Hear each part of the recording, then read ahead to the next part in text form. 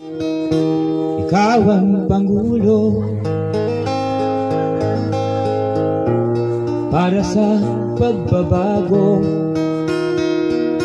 Nasa tapat tayo ngayon ng ginagawa nilang Binondo Intramuros Bridge dito sa pagitan ng Intramuros at saka Binondo dito sa kaliwa natin.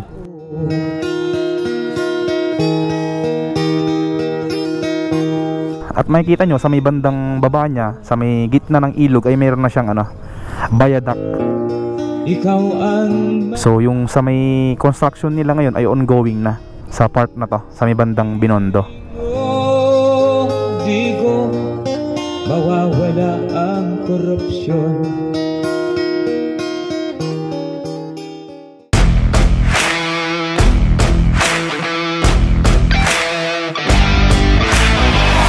Good morning guys. So ngayong araw i-update natin yung Binondo Intramuros Bridge dito sa malapit sa sa may Bureau of Immigration. I-update natin kung ano na yung status nun kasi 1 month na mula nung binlag natin siya nung February. Ito yung ginagawa nilang Binondo Intramuros Bridge. So parang may progress na yata. Puntahan natin. Ito yung tulay na tinatayo, Binondo Intramuros Bridge sa may tabi ng Immigration or Bureau of Immigration dito. Ito yung sinasabi nilang iconic bridge na Binondo Intramuros Bridge dito sa may area ng Binondo tsaka Intramuros. So sa baba nito ay nandito yung ano to, 4th Centenario or 4th Centenario de la Expedition Maritima Mexico-Filipinas. Ito yung Philippine-Mexican marker. So ito yung undertaken and completed by the National Park Development Committee under the Office of the President with funds from the Central Bank of the Philippines, Diosdado Macapagal. Alright. So noong December 1965. So ito, Fraternidad Ibero Americana y Filipina noong 1564 to 1964. Yan, by Diosdado Macapagal. Tapos dito naman sa katabi nito ay parang sino ba ta? Manuel L. Quezon? Hindi, kamukha. Wala nga lang tabako. So tingnan natin yung to, si Adolfo Lopez Mateos, President of Mexico noong 1958 hanggang 1964. So siya yung naging presidente sa Mexico noong 1958 hanggang 1964. Ito yung estatwa niya. So pupunta naman tayo sa kabilang side at dadaan tayo dito sa may parang Bigan, Ilocos Sur na parte ng Intramuros. Parang bumalik ka sa nakaraan. Yun. Pag pumunta ka dito ay parang bumalik ka nung mga 1940s, mga ganun, 1950s, dahil sa mga strukturang mga luma. Yan, mga establishment na hindi pa rin nagbabago. Parang yung design nila ay parang lumang design. Kahit sa panahon ngayon ay parang hindi nila binabago kasi parang ito yung pinaka culture or dito. Siguro law or patakaran dito na pag nagtayo ka dito ng negosyo ay kailangan sumunod ka na hindi mo babaguhin yung disenyo. At yung tapat natin ay ito yung Manila Cathedral. Yan, ito yung Manila Cathedral. At yung katabi niya ay yun ng San Agustin Church, yung pinakalumang simbahan na gawa sa adobe stone. Puntahan natin ngayon yung kabilang parte naman ng ginagawa nilang Binondo Intramuros Bridge sa may bandang Binondo, kasi nasa area tayo ngayon ng Intramuros. So puntahan natin yung part naman ng Binondo. Right, let's go.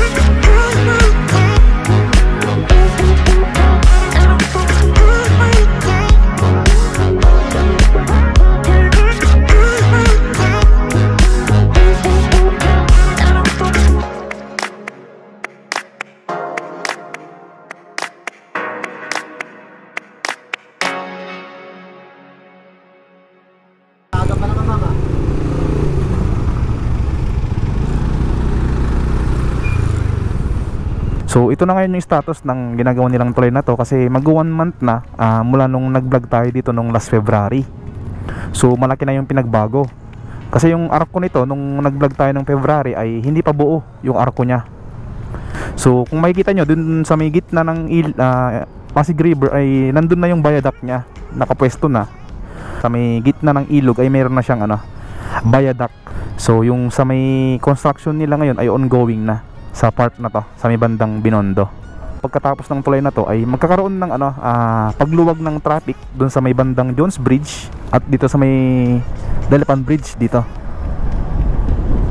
At yung mga galing sa Roas Boulevard at galing dito sa bandang Pasay, mga ganyan, hindi na sila dadaan sa may P. Burgos at dadaan pa sa may Taft Avenue papuntang Loton, tapos papunta sa may mismong Jones Bridge. Hindi na pwede ka nang dumirekta dito sa may bandang Roas Boulevard papunta sa may Bonifacio Drive, tapos diretso mo na dito sa may Binondo Intramuros Bridge. Yun, pagka medyo traffic na doon, yun na yung diversion road mo, or pwede mong tahakin para makapunta dito sa may bandang Binondo Intramuros Bridge.